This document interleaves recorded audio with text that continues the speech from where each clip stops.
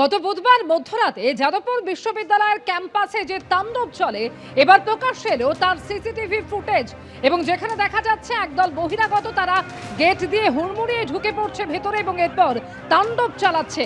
কিন্তু বহিরাগতদের এই হামলার ঘটনা এখনো পর্যন্ত গ্রেফতারই শূন্য। হামলার ৬৫ ঘন্টা পেরিয়ে গিয়েছে, বিশ্ববিদ্যালয়ে অভিযোগ দাঁড় এই ৩৭ ঘন্টা সময় লেগেছে। প্রকাশ্যে এসেছে সিসিটিভি ফুটেজ এবং সেখানে একেবারে স্পষ্ট দেখা যাচ্ছে যে কারা এইভাবে তাণ্ডব চালালো। কিন্তু এখনো পর্যন্ত হামলাকারীদের বিরুদ্ধে কিন্তু কোনো ব্যবস্থা নেওয়া হয়নি, কাউকে আটক বা গ্রেফতার করা হয়নি এখনো পর্যন্ত। পুরমন্ত্রী অগ্নিমিত্রা পাল তিনি এই ঘটনার সমালোচনা করেছেন, যারা এইভাবে তাণ্ডব চালালো সেই ঘটনাকে কোনোভাবেই আমরা সমর্থন করি না তিনি বলছেন। আর এর আগে গতকাল রাজ্যের অর্থমন্ত্রী স্বপন দাশগুপ্ত তিনি কি বলেছিলেন শুনুন। এটা হচ্ছে আমাদের রাজ্যের একটা বড় সেন্টার অফ এক্সিলেন্স, অসম্মান করা হয়েছে, সেটার কোনো সন্দেহ নেই। এই ধরনের যে রিলগুলো লোকে ছড়াচ্ছে উত্তেজিত হয়ে, স্টুডেন্টরা অনেকে কিসব বলছে অনেক করে, সেগুলো কিন্তু সব থেকে আমার খারাপ লেগেছে যে যাদবপুরের যে এমব্লেমটা সেটাকে নিয়ে কিরকম ভাবে ধ্বংস হয়ে গেল।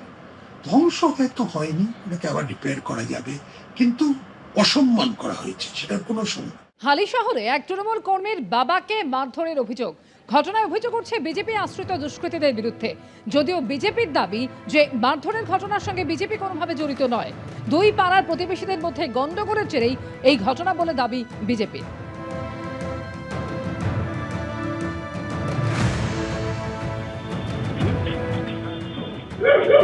ওকে বয়স ওকে ঘরে থাকতে, ঘরেই তো আছে, ঘরেই থাকবে, হ্যাঁ ঘরেই থাকবে, বাগময় যাবে না। কেন বাগময় যাবে না?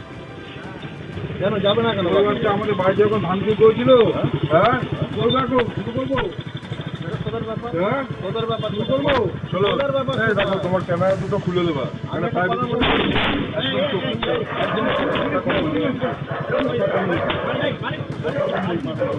কোচবিহারের গীতালদহ থানায় ভাঙচুর এবং পুলিশ কর্মীদের মারধরের ঘটনায় 10 জন গ্রেপ্তার হলো। ধৃতদের মধ্যে 2 জনের 25শে আগস্ট পর্যন্ত পুলিশ হেফাজত, বাকি 8 জনের জেল হেফাজত হয়েছে।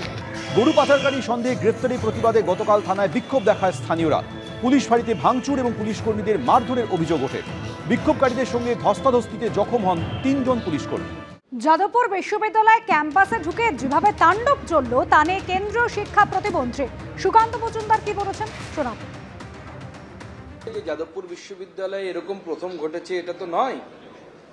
ভারতবর্ষের বিভিন্ন বিশ্ববিদ্যালয়ের মতো এই বিশ্ববিদ্যালয়ে ছাত্রদের দুটো সংগঠনের মধ্যে একটু ঝুটঝামেলা হয়েছে। প্রথমত আমি বলবো বড়দের এর মধ্যে না পড়াই ভালো, ছাত্ররা এরকম অনেক কিছু করে, নতুন কিছু নয়। দ্বিতীয়ত যে এমব্লেম ভাঙার কথা বলা হচ্ছে, দেখুন এখনো পর্যন্ত কোনো ভিডিও পাওয়া যায়নি যে এমব্লেমের উপরে কেউ লাঠি মেরেছে, কেউ ভাঙার চেষ্টা করেছে। হ্যাঁ, যেহেতু দুটো গোষ্ঠীর মধ্যে, দুটো ছাত্র সংগঠনের মধ্যে ঝামেলা চলছিল, কোনোভাবে ভেঙে গেছে, পরে অন্য কেউ ভাঙতে পারে। একটা ভিডিও পাওয়া গেছে কেউ উঠে দাঁড়িয়েছে তার উপরে, তার মানে তখনই ভেঙে গেছে এটাও দেখা যাচ্ছে না, পরেও অন্য কেউ ভেঙে দিতে পারে দোষ দেওয়ার জন্য। তবে আমি যতদূর জানি যাদবপুর বিশ্ববিদ্যালয়কে কেন্দ্র করে বাম, অতি বাম এরকম প্রচুর সংগঠন আছে যারা এটাকে নিজেদের মৌরসি পাট্টা মনে করে। যাদবপুর সম্পর্কে মাঝে মধ্যে নিজে ভেসে থাকার জন্য 4টে কমেন্ট করেন, ওগুলো কেউ পাত্তা দেয় না। দিলীপ ঘোষ আগে শুভেন্দু অধিকারীদের সামলান, তারপরে যাদবপুর দেখবেন। ওনার নিজের দলের মধ্যেই গোয়াল ঘরে এত গুতগুতি। বাংলার সংস্কৃতি, বাংলার ইতিহাস, আমাদের স্বাধীনতা সংগ্রাম, এই সবটাকে যত তাড়াতাড়ি অপমান করবে বিজেপি, তত তাড়াতাড়ি ওরা মানুষের মন থেকে মুছে যাবে, সেই প্রক্রিয়া শুরু হয়ে গেছে। একদিকে যাদবপুরের ঘটনা নিয়ে যখন নিন্দা করেছেন অর্থমন্ত্রী থেকে পুরমন্ত্রী, অন্যদিকে সেই ঘটনাটি ফের হুঁশিয়ারি দিলেন দিলীপ ঘোষ। পরিবর্তন হলে সব জায়গায় একটা নড়াচড়া হয়, এটা বেশি দিন চলতে পারে না। শুরু হয়েছে, পরিবর্তন হবেই, হুঁশিয়ারি দিলীপ ঘোষের। পরিবর্তন হলে কিছু তো নড়াচড়া শব্দ হয়, আমার মনে হয় আস্তে আস্তে সব ঠিক হয়ে যাবে। কিছু তো পরিবর্তন হওয়ার দরকার আছে। আর যাদবপুর একটা এক্সেপশনাল, ওটা একটা আইল্যান্ডের মতো। ওখানকার যারা আন্দোলন করে, রাজনীতি করে, তারা ভাবে এটা ভারতবর্ষের বাইরে একটা কোনো জায়গা। ভারতবর্ষের সংবিধান চলবে না, ভারতবর্ষের রীতিনীতি চলবে না, কথাবার্তা স্লোগান চলবে না, বিদেশি স্লোগান চলবে, এটা তো বেশি দিন চলতে পারে না। তো কিছু তো পরিবর্তন হবেই, শুরু হয়েছে, দেখা যাক। এই কালচার তো রক্তের মধ্যে চলে গেছে, আর যারা এটা অপারেট করে তারা ভাবছে এরকমই চলবে। দুনিয়া পাল্টে গেল, ভারতবর্ষের বহু জায়গা পাল্টে গেছে। জেএনইউ যেখান থেকে অনুপ্রেরণা পেয়ে এরা করেন, এখানে পরিবর্তন। দিল্লি ইউনিভার্সিটির মতো ওসমানী ইউনিভার্সিটি সব পাল্টে গেছে। এখানে শেষ লড়াইটা চলছে, দেশবিরোধী গতিবিধির চূড়ান্ত পর্যায়ে পৌঁছেছে এখানে, আর পরিবর্তন চাই। তদন্ত করে দেখা হোক যে বাইরের লোকদের কিভাবে ঢোকার ব্যবস্থা করে দেওয়া হলো, বাইরের লোক ঢুকলো কিভাবে, কারা দায়ী, বাইরের লোকটা ঢুকলো কিভাবে, হামলা চললো কেন। বিধায়ককে তো একজনকে দেখা গেল, যদিও সেই কেন্দ্রের নয়, তিনি তো আবার ইতিহাস ভূগোলই জানেন না কোন কেন্দ্রে তার কোনটা পড়ে আর কোনটা পড়ে না। তো তাকে দেখা গেল বলছেন সারা রাত হামলা চলবে। এবিপি আনন্দ, এগিয়ে থাকে, এগিয়ে রাখে।